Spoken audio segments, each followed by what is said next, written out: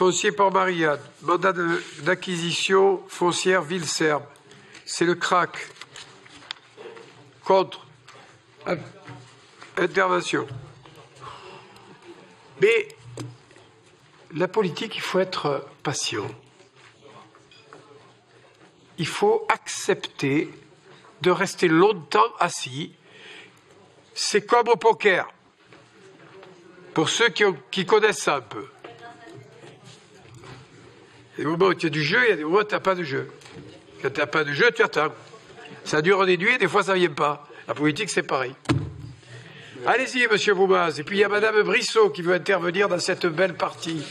Monsieur Boumaz, tranquille, ça ne viendra pas. Non, il n'y a pas de. Non, mais c'est dommage, on aurait pu entendre Max Lévita sur ce sujet, la ville et la Sarbe, c'est quand même un compte-rendu annuel, hein, mais vous ne voulez pas en parler, ou du moins dire un mot à ce sujet-là.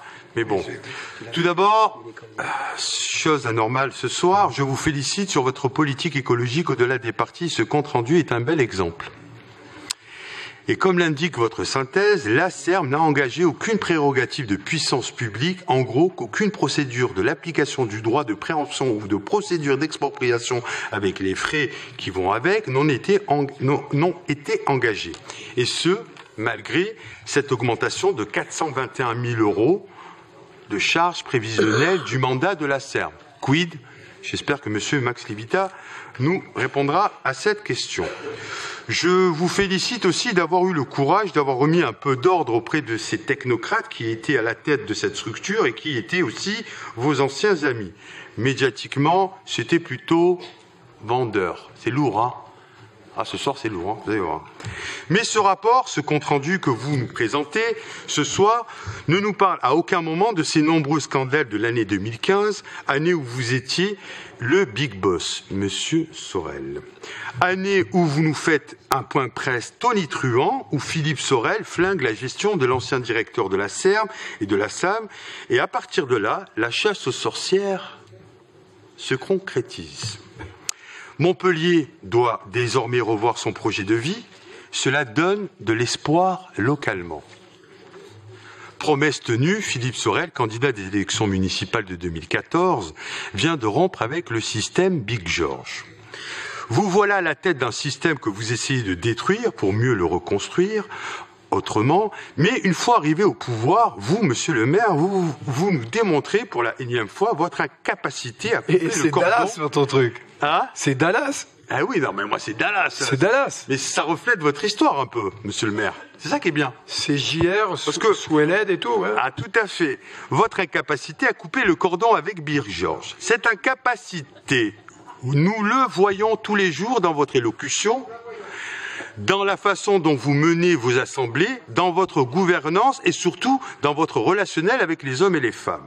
Mais là où l'on observe mieux votre incapacité sur de nombreux scandales que la presse nous apprend chaque jour qui passe, et plus particulièrement sur la suspicion de l'attribution des marchés des commissariats aux comptes pour la SERM et la SAM, Alain Commindes, qui n'est pas inconnu, bien au contraire, ce commissaire aux comptes est omniprésent dans les satellites de la métropole depuis la création du district sous Georges Frêche. C'est d'ailleurs lui qui a certifié les comptes de campagne des municipales de Jean-Pierre Moore, preuve que l'ombre de Georges Frêche plane toujours au-dessus de vous. Cette affaire symbolise toutes les difficultés que vous avez à tourner la page du seul modèle que vous ayez connu. Frêche est mort, Montpellier aussi. Yes, I am the... Madame Brissot, allez, élevez le débat. Alors sur ce point, en fait, je m'abstiendrai parce que je ne suis pas vraiment convaincue de l'aménagement de l'espace public dans ce quartier, ni de l'espace en général. Je trouve que on a un peu gâché finalement ce quartier Port-Marianne qui avait pour vocation à avoir des espaces verts. Alors certes, on a un parc, bien sûr, mais le reste du quartier est quand même très dense avec des immeubles qui se font face, donc des balcons qui se font face, des rues étroites, et vous voulez en fait en plus homogénéiser tout ça. Bon, moi je suis pas convaincue par tout ça. Je considère que le rééquilibrage aurait pu se faire autrement sur la ville, mais c'est votre politique, c'est votre choix, donc je le respecte. Bon, c'est juste que je suis pas convaincue sur ce quartier du tout. Je mets au voie l'affaire 12. Qui est contre? Qui s'abstient? 4 abstentions.